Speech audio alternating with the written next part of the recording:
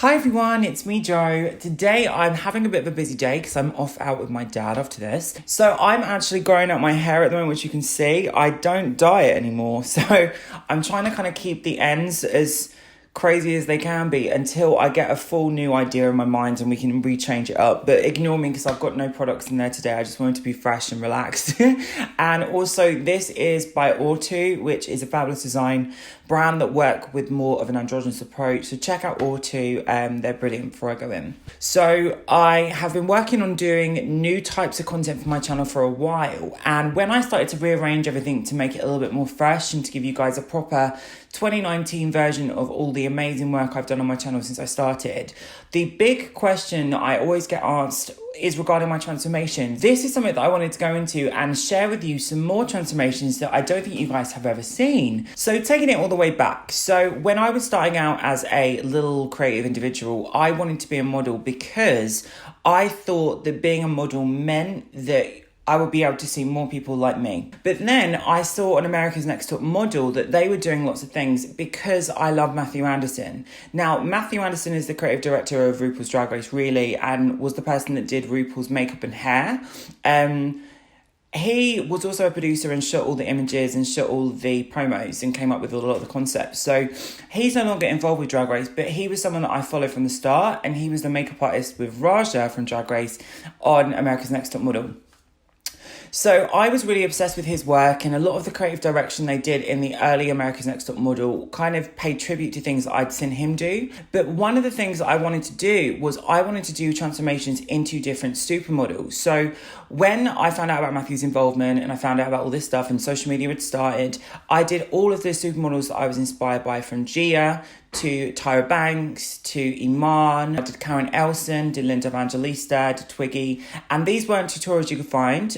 Pixie Boo had done a couple, but there wasn't a big range of people transforming with wigs and hair colour and all different stuff like that. So I started off like that, and then I tweeted at Tyra that I'd done her, and she started to follow me back. Continuing on, I started to do different celebrities, and I started to do things like icons in beauty, and the next direction for me was going to be Sophia Loren. I was going to do more classical things because I did a Elizabeth Taylor one, and I used the function where I could green screen my hair to change my hair, and it did really well.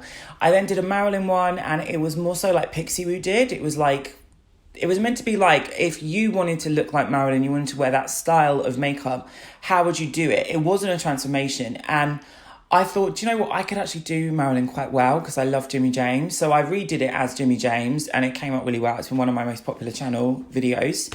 Then I started to get a lot of press because I started to do music video transformations. I did Katy Perry, I did Miley Cyrus. And when I did Miley, they were trying to really brand her as this new innovative pop star when she came out of Wrecking Ball. So they picked up on my story of me doing that video, and BuzzFeed went wild with it, and it went all around the world. It was 2013 in September, and I was on news in Latvia, the Czech Republic. It was just insanity. It was something that I never thought would happen. But it branded me as the first LGBT creator to do transformations. So I thought, wow, well, this wasn't expected. This wasn't what I wanted to be known for, but okay, we'll keep on going with this. And I thought, if I'm going to get attention for this, then I'm going to do people that I actually look up to. So I started to do people like Doris Fish, who's an iconic drag queen. She was on a lot of TV shows in the 80s and 90s. And she kind of came up with that very dramatic cut crease. I want to include her in this combo. Then I included Jimmy James directly with the tutorial. I did Candy Darling. I did another one of the Andy Warhol superstars. And really, I started to build a catalogue of me transforming into different people. Now, it was about paying tribute and homage to people that had inspired me. And I always go back to people like Raja, because whilst I was following the America's Next Top Model stuff, he was on MySpace. And on MySpace, he had a picture where he was actually Michael Jackson. And Raven was on MySpace at the time, and Detox. And I've been following them since before they were on TV or anything, because they were part of the standout crowd of people that I looked up to. And they all did these tributes to people like Boy George and Pete Burns, and I did a Boy George one. I did loads of transformations. So it was always kind of like in the back of my mind, I could probably do what Promise has done. And Promise Fan is one of the old school superstars of YouTube. She doesn't get enough credit or viewership because she's been on the channel a long time and she deserves a lot more. But she was someone that actually did a full-on transformation. She would be Kanye West. She would be Angelina Jolie. And I thought, do you know what? She's done it and I'm going to give her some credit. So I started to do things like Angelina Jolie. I started to do things like Madonna, Kylie. And I thought, if I keep it in a series and I do all pop stars, that will make a lot of sense. So coming into this, it began to be a bit more of a sensationalistic thing where people wouldn't find my videos. It started to get a little bit tricky because they started to demonetize you if you were flagged as LGBT. So I was branded as an LGBT vlogger, which I've never done any blogs about that or blogs in general. And I got stuck where you couldn't find my new transformations, you couldn't find my new stuff.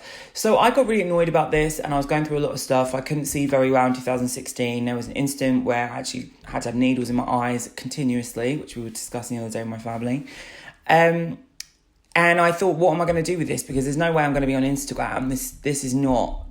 That's not the right setup for me. That wouldn't be something that I would enjoy doing. How will we go about doing this? So what I started to do in 2016 is doing more extreme transformations where I began to pay tribute to more of the superstars that had inspired me. And my way of kind of linking you guys that watch me for a YouTube point of view into my work as a makeup artist was to make a makeup book. And that's the beginning of where Agitprop started. So originally Agitprop was going to be a book about all my photography, and each page was going to talk about something that was in the media that I didn't believe is true. So this was the project that I thought, okay, if I'm going to do something that's makeup, but I want to pay tribute to what I've done as a makeup artist on YouTube, how can I bring something into that new wave? Because I do magazine covers over here as a makeup artist, and then over here, I've got all this kind of illustrative, experimental work on me. So I thought if I could just do transformations and I could make them as simple and as effective as possible, I could just take the pictures and put them in the front cover, like the insert of my book. So people that knew me and knew me from YouTube would be like, oh, there's the Joe we know. I didn't know he could do this. I didn't know he did this professional makeup as well.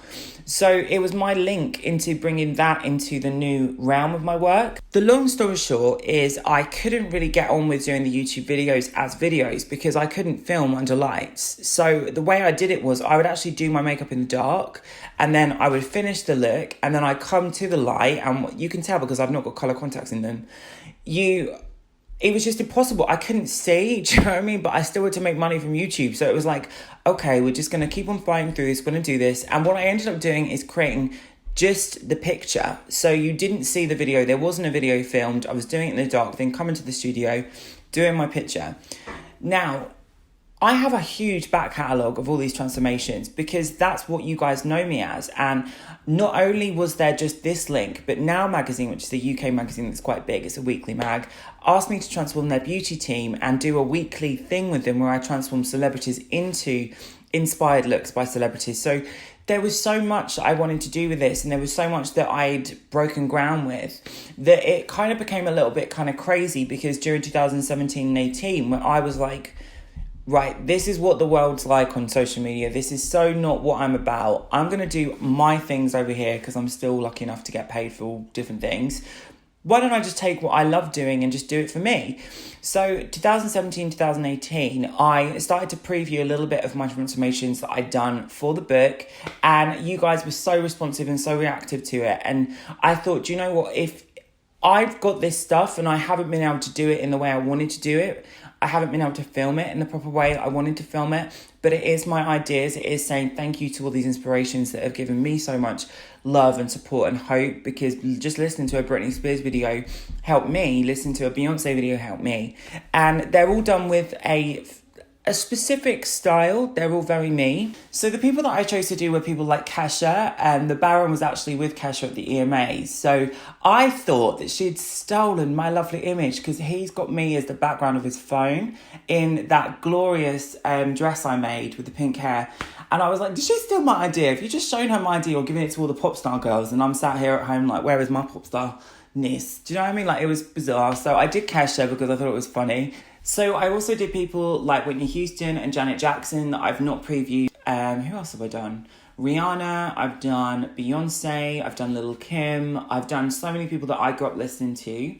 And I've also done people like Janet and Whitney. I've done people like, what's a good idea? I did Naomi Campbell, and some of these stuff were on my Instagram as videos. They were things that I kind of took as a selfie after. Just so many that I've got in my archive of this stuff. So I'm going to show you a little bit about them in this video today. This will be another one of my videos that are going to go live, and then it's going to go unlisted into the archives, because it's not a new video, but it's something that I feel puts a full stop on what I've done with my channel. Thank you so much for making my tutorials so iconic in this way, because I have always been so well respected for this stuff, and it's been a major part of my early career. And I'm so happy that it's been inspiring to other people, and people have found their own light from doing my kind of style of work, because we need to see more LGBT people win. We need to see more LGBT people making money and being creative and saying, oh my God, this person inspired me. Here's my tribute to them. So there you go. That's my transformation story. And I hope you guys appreciated that little blog, because it's new and that I'm not in glam mode because I'm off out. But definitely check out some of my pictures.